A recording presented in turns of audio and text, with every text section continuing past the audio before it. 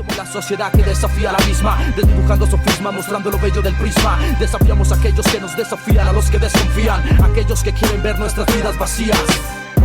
Desafiando en batallas, poesía y rap que no calla. Nuestro amor al hip hop, la ilusión que nos para.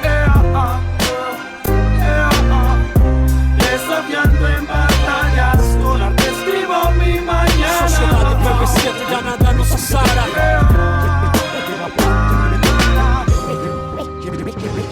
Llevamos décadas en esto, celebrando cada encuentro en un combate con el exilio. Es un desafío consigo mismo, actos que vigilo. Me alineé en el hip hop, a nadie pedí permiso. Todo pasó por amor, convicción, compromiso. Declarado insumiso cuando fui señalado de desperdicio. Yo actúo con arte, ellos con homicidio. No necesito autorización, este proyecto no es artificio. No seré fiscal en el estrado, el estado no tiene juicio. Es invaluable el beneficio, invito a que pongan en la balanza el daño de esta canción o la tragedia del terrorismo. Le gané al conformismo, quité mi traje sucio, causarle un sismo. En el espejo dije no al autoritarismo. Prometí que dejaría huella peleando contra el fascismo. Develar es mi objetivo, la meta tu desprestigio. Estoy seguro, aspiro, triunfó la verdad en el litigio. Desafiando en batallas, poesía y rap que no calla. Amor al hip hop, la ilusión que nos para. Desafiando en batallas, con arte escribo mi mañana. Sociedad de PB7, ya nada nos asara. La ciudad se ha ido transformando y que de ser una ciudad que en la década de los años 50, 60, 70 era una ciudad básicamente industrial, ligada a la industria textil, ahora es una ciudad que se estructura a partir del megaproyecto, del macroproyecto Antioquia, la mejor esquina de América, como una ciudad prestadora de servicios, como un gran centro de negocios. Pero uno sí siente que Medellín vive una doble cara, una doble moral, ¿cierto? Una ciudad muy bella, pujante, pero una sociedad que todavía mantiene unos problemas, digamos, de conflicto social armado muy complejos que no se desactivan. Claro, Medellín se paramilitarizó, mucho de sus comunidades se paramilitarizaron, o sea, hay una conciencia paramilitar muy fuerte entre algunas comunidades, ¿cierto? O sea, ese es un control social, político, económico. Acá ellos han utilizado una estrategia que es cooptar los líderes comunitarios, pero también muchos líderes desmovilizados han pasado a ser parte de la Junta de Acción Comunal. Es decir, los tienen a tal grado que ellos interlocutan con la administración municipal, ellos negocian planes de participación e inversión en las comunidades, dineros que lógicamente son manejados con ellos. Entonces mire que en los barrios los que dan empleo son ellos. Es decir, es toda una estructura, pues, y toda una red que lo que hace es garantizar el control social, a tal punto que hasta la comunidad termina aceptándolos y viéndolos como seres buenos, porque son los que le generan el trabajo, los que le ayudan, los que construyen una carretera, los que hacen un parque, pero lógicamente es con todo ese control social que ellos han venido generando, donde han ido poniendo sus fichas en diferentes modelos políticos. Ahora, en ese modelo se utiliza mucho y hace parte incluso mucho como de esa pretensión de la fuerza pública de hacer acciones cívicas, es que ellos buscan que la fuerza pública se mezcle con la ciudadanía. Y bueno, y como es un control social, pues también hecho a punta de crímenes, de atentados en contra de la comunidad, pues la gente yo creo que conspira un poco en contra de eso. Pero lograr romper en la comunidad, que uno diga que logra romper como ese control, es muy difícil. O sea, uno podría decir, si se ha logrado un poco eso en la medida en que la información ya llega.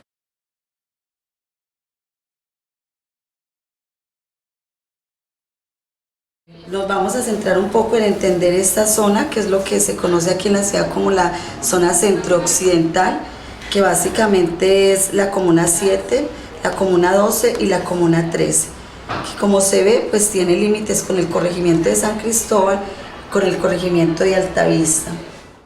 Esta comuna está ubicada en una zona estratégica en distintos aspectos. Es lo que se conoce como un corredor geográfico que une distintas zonas del departamento, lo que se conoce como el área metropolitana. Entonces, por acá toda esta zona es el suroeste no solamente La Estrella, sino que es la salida a Angelópolis, y por esta salida te conectas al Valle del Cauca, Buenaventura, toda la zona al Pacífico, te conectas con el Chocó, es una zona de tránsito comercial. Todo esto es la zona metropolitana, puedes pasar por todo Medellín y salir a esta región que es el occidente del departamento, y el occidente por acá la carretera al mar, que salís al Urabá. Este corredor desde los años 80 es un corredor estratégico para el tráfico de armamento y para el tráfico de drogas. Esta zona también es importante en tanto dentro de los proyectos de ciudad-región están pensados megaproyectos ahí, que tiene megaproyectos urbanísticos, de turismo, el pensamiento están ya incluso algunos en ejecución, proyectos de miradores, de carreteras que unan con la carretera al mar o con la carretera hacia el occidente. Entonces eso ha meritado sacar mucha población. También en esta zona se ha ido creando lo que se llama la ciudadela de occidente. Toda la gente que necesitan sacar de toda la ciudad la han ido trayendo para acá, con lo cual han traído todos los conflictos que se vienen en todos los barrios hacia este sector. Pero además, en los últimos años y con el desarrollo del paramilitarismo, esta es una zona donde el manejo de la economía ilegal es muy grande. Aquí hay un gran cartel de la gasolina, hay un tubo que pasa, y pues de ahí siempre los paramilitares han sacado y se han aprovechado de la venta ilegal de la gasolina, y eso genera una gran cantidad de recursos. Es una zona que se controla también para el cobro de vacunas de los transportadores. Es una zona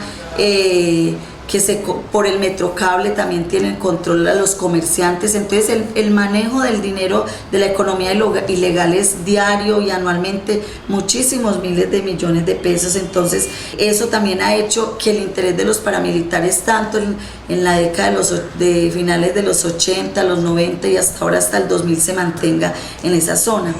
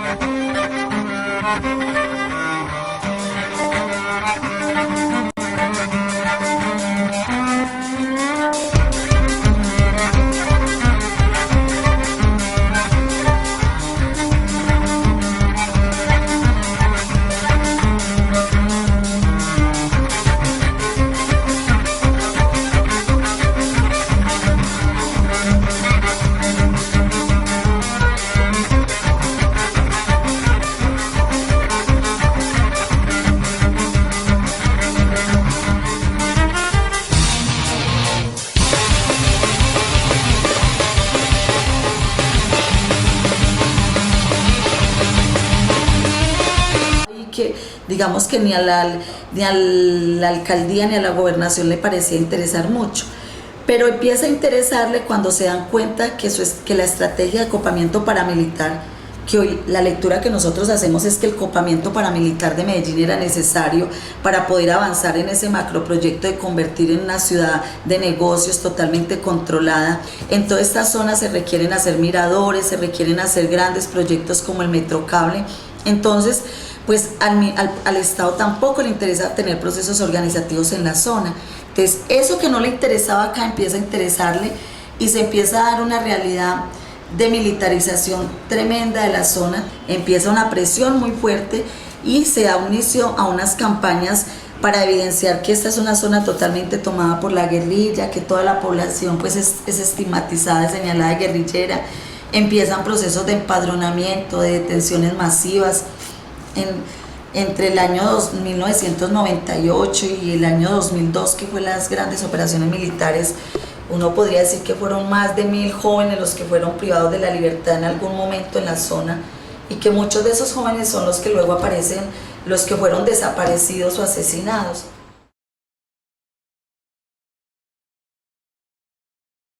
Digamos que el tema central de su culmen llega en el año 2002, cuando se empiezan a desarrollar una serie de operaciones militares a gran escala en la zona. Las más conocidas son la Operación Mariscal, la Operación Antorchas y obviamente la Operación Orión. La Operación Mariscal la desarrollan muchísimos hombres, cerca de 400 hombres de la policía, del ejército, de la armada en general, pero esa operación contó con el apoyo de los paramilitares, pero digamos que fue un operativo mucho más abierto, la comuna estuvo abierta, la población pudo salir a protestar, las organizaciones de derechos humanos pudieron entrar, y para ese momento una de las estrategias de la inteligencia militar fue cooptar también a sectores de la milicia que terminaron trabajando con el paramilitarismo y tenían obviamente el apoyo de ellos. Pero esa estrategia militar que ellos tenían de copamiento les fracasó porque la población salió en un proceso de resistencia muy fuerte a evidenciar lo que estaba pasando, y también las organizaciones de derechos humanos y la Defensoría del Pueblo pudieron entrar pues como a detener eso. Pero luego viene la Operación Orión el 16 de octubre, que es una operación emblemática en el sentido de que no solamente es la operación que busca posicionar el paramilitarismo en las zonas, en ambas comunas, sino que además es con lo que se da inauguración a lo que se da la seguridad democrática de Álvaro Uribe Vélez. Recuerden que Álvaro Uribe Vélez se había posicionado el 7 de agosto y tenía la idea de que esto iba a ser un laboratorio de paz. Entonces se da la Operación Orión, cerca de 1500 hombres del ejército, de la policía, gente de las fuerzas especiales que incluso fue traída de otras ciudades, y en este operativo, tal como lo conocemos hoy por las mismas declaraciones de los jefes paramilitares, fue planeado, organizado y ejecutado conjuntamente con el bloque Cacique Mutivara y el bloque Héroes de Granada, que participaron activamente.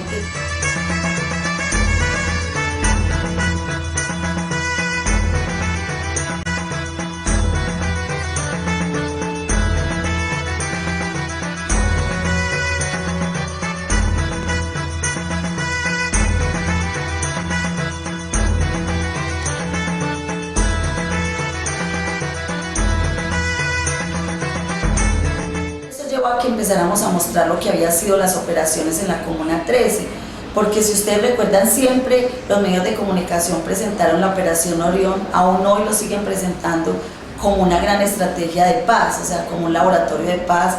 Presentan la Operación Orión como una gran, un hecho que marcó el inicio digamos, de la convivencia pacífica en la zona, y no se habla de todo el tema de vulneración de derechos.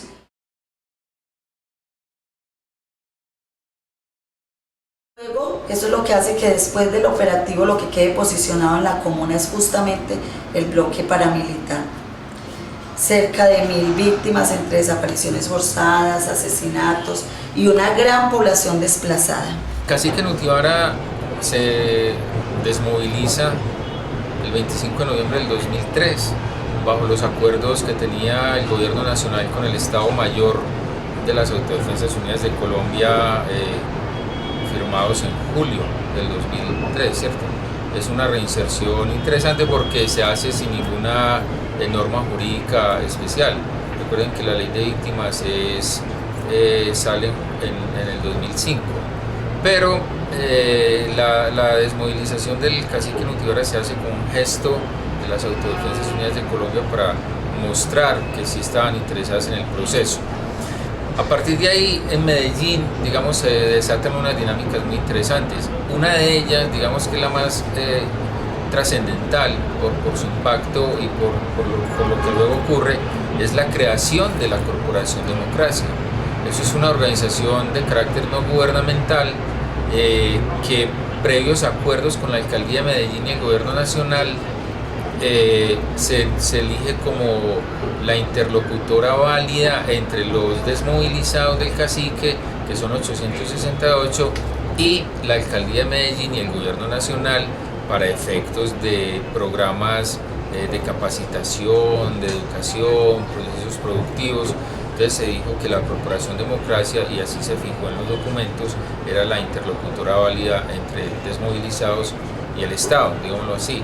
Eso es finales del 2003, la corporación, digamos, se registra en ese año a finales y comienza a operar en el 2004 con mucho poder político, entre otras cosas derivado de los acuerdos con la Alcaldía de Medellín del entonces alcalde Sergio Fajardo, que empezaba su administración el 1 de enero del 2004.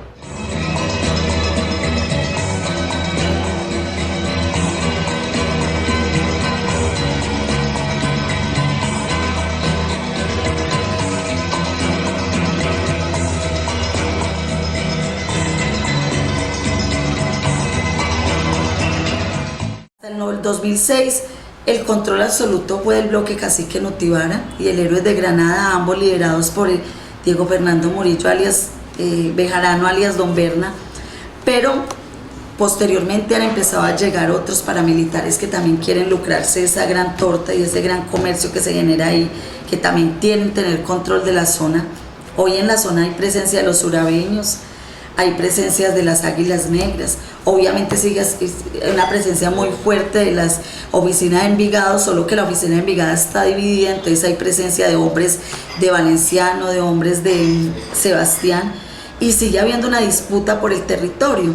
Eso explica también la gran cantidad de muertos que se volvió a incrementar del 2006 en adelante, porque hasta el 2006 el dominio total era de Don Berna, pero hoy nuevamente con la confrontación tenemos un alto número de asesinatos en la zona, y siempre la estrategia sobre todo ha sido el asesinato de jóvenes, ya sea porque hacen parte de algunos de los bandos paramilitares, o porque se han negado al reclutamiento, o porque hacen parte de procesos de resistencia, pues que se niegan a intervenir en esos procesos de militarización y paramilitarización que hasta el día de hoy se mantienen en la comuna. Se demostró que la Corporación Democracia era el brazo político de la llamada Oficina de Envigado, la estructura, digamos, la empresa criminal en Medellín y en el Valle de la Aburrá, que había convertido todo el aparato sicarial en un aparato paramilitar.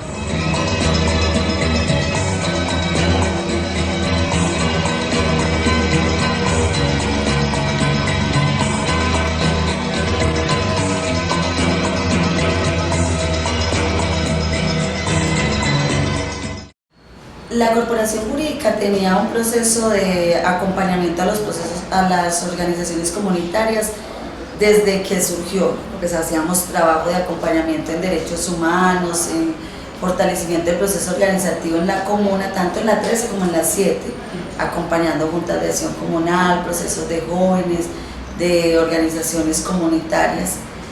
Con el desarrollo de las operaciones militares y el control paramilitar, todo el proceso organizativo de la comuna se vino a pique, no solamente el que acompañaba la Corporación Jurídica Libertad, sino en general todos los otros.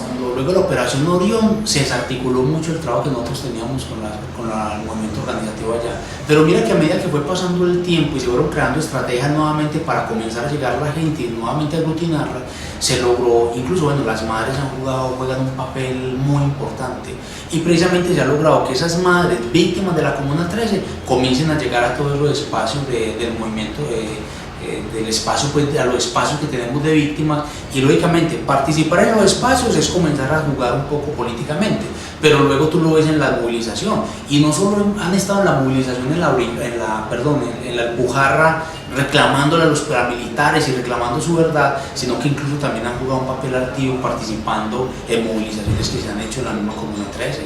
Con los sobrevivientes, entonces víctimas del desplazamiento forzado, y sobre todo con las madres de los jóvenes que habían sido asesinados o desaparecidos, que tenían un miedo absoluto pues a organizarse y a reivindicar sus derechos.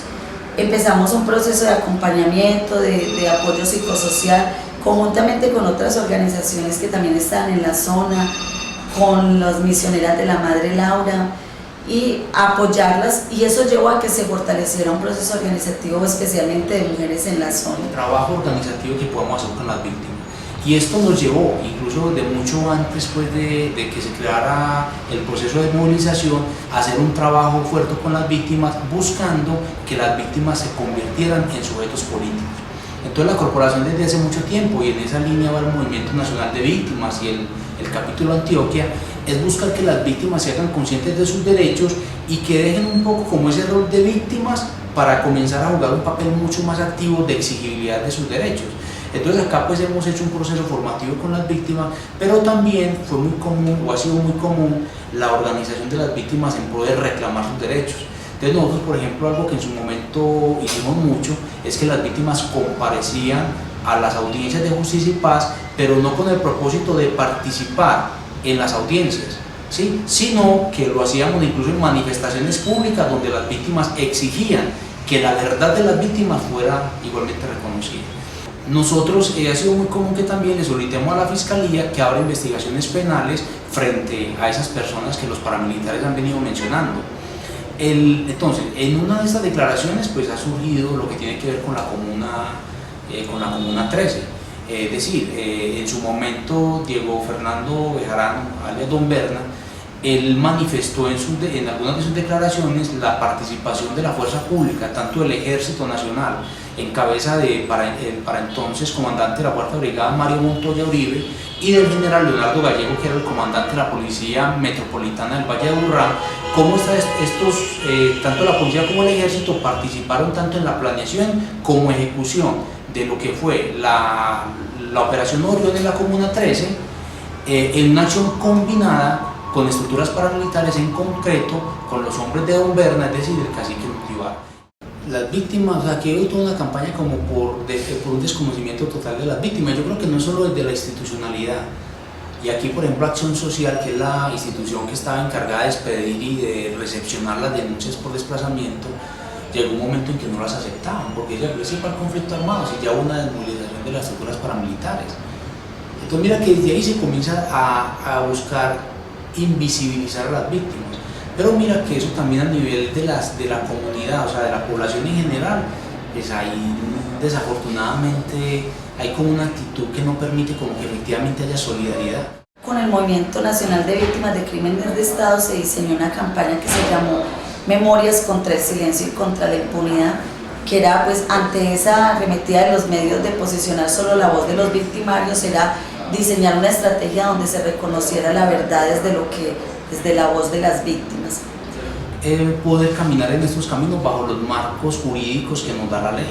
Es decir, lógicamente el legislador ha creado unos procesos, una forma de tratar de construir y de llegar a esta verdad, justicia y reparación que muchas veces no son aceptados y que creemos que no son caminos viables. Es decir, si examinamos lo que es la ley de justicia para la ley 975, pues lógicamente la corporación en su momento tuvo que dar unos debates bastante fuertes que nos llevó incluso a concluir que no eran caminos que efectivamente pudieran garantizar estos derechos. Es decir, nosotros desde un principio veíamos que por esta vía judicial, por este procedimiento que estaba creando la Ley de Justicia y Paz, no era posible que las víctimas pudieran lograr esos objetivos de verdad, justicia y reparación. Entonces, una ciudad, en una zona de 134.000 habitantes, tengamos que en menos de 2 años se produjeron más de 100 desapariciones forzadas. Y de entre los testimonios nosotros ubicábamos que muchos de las víctimas eran llevados hacia un sector que se conoce como la escombrera o la arenera.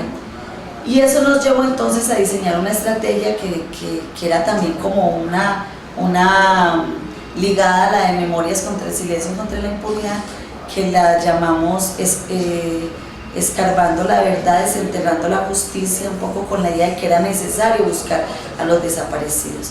Y haciendo de la escombrera un lugar emblemático, como un lugar simbólico que nos hablaba de lo que había sido la comuna. Obviamente nosotros no hemos planteado que todos los desaparecidos están allá, sino que hemos dicho allá, de hecho ya se han encontrado cuerpos allá, entonces es mostrar como la realidad de lo que fue la comisión de crímenes de lesa humanidad por la sistematicidad y la generalización que hubo allá de los ataques. La educar a la comunidad frente a eso, de que las víctimas entiendan las trampas que tiene la ley de víctimas. Es decir, la ley de víctimas, muchos defensores de derechos humanos han argumentado que tiene ventajas. Es decir, se pone el tema de las víctimas en los estrados judiciales, pues, y en el público también. Tiene unos efectos políticos que pueden ser interesantes, pero hay unas trampas jurídicas que son muy delicadas. Por ejemplo, el tema de la reparación. El tema de la reparación en la ley de víctimas, lógicamente lo que va a generar es que a las víctimas les den pequeñas sumas de dinero que finalmente nunca van a lograr reparar efectivamente y de manera integral los daños causados. Incluso establece que si las víctimas aceptan el dinero que le dan, no podrán, renuncian a la vía judicial. Es decir, tienen cantidad de cosas que son bastante peligrosas. Entonces, un papel que nosotros hemos jugado en eso y lo hemos venido ya desarrollando es reunirnos con las víctimas, buscando formarlas, enseñarles esto, porque lógicamente mira que nosotros tenemos un grupo de víctimas bastante numeroso que han optado para hacer demandas administrativas en contra del Estado.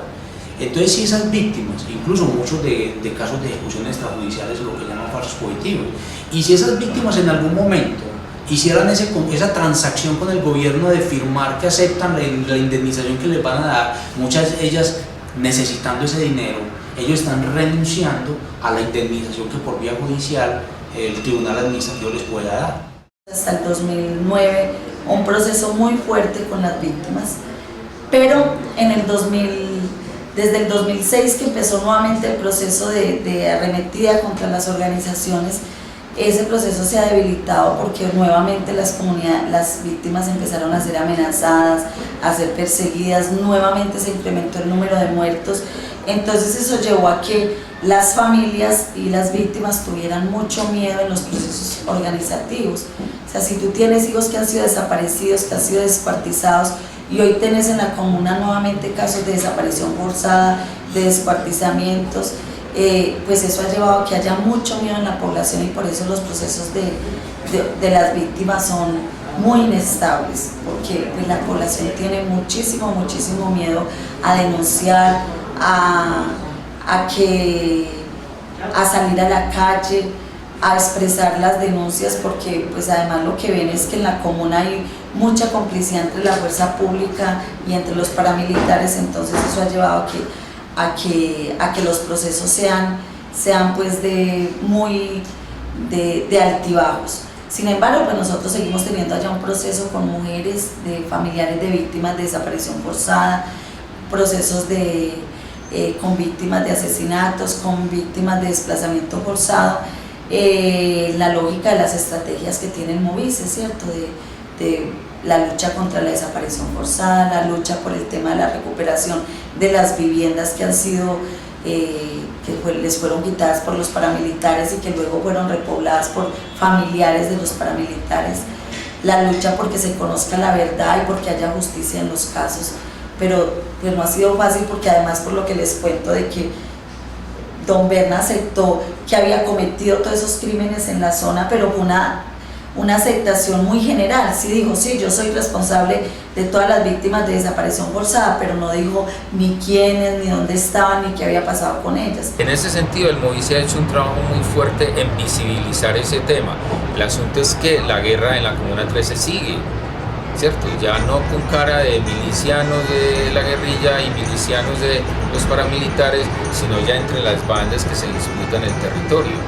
Entonces, digamos que si bien han hecho un buen trabajo, sigue habiendo miedo, sigue habiendo, digamos, prevención en cuanto a la denuncia.